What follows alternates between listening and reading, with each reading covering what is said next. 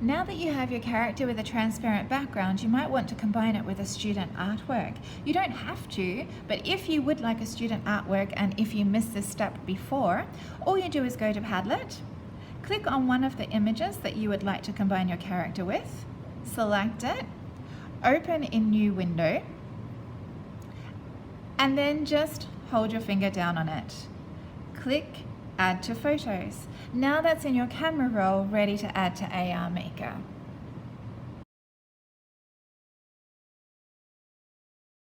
Open ARMAKR, click Start, click the plus, and start.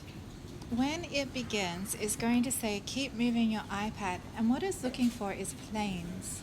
So you can see it's working really well at the printing table here because of all the planes of the paper.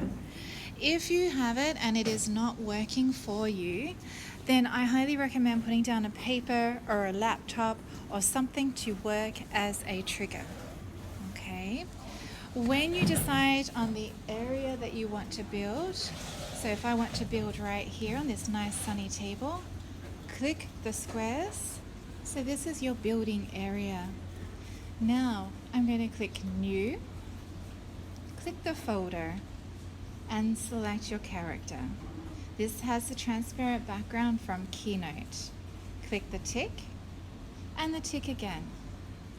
Okay, it's that easy. Now it's appeared on the left hand side. I'm going to select it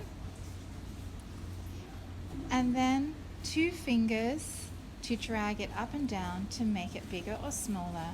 And now we can place it where we want to place it. And click the word place.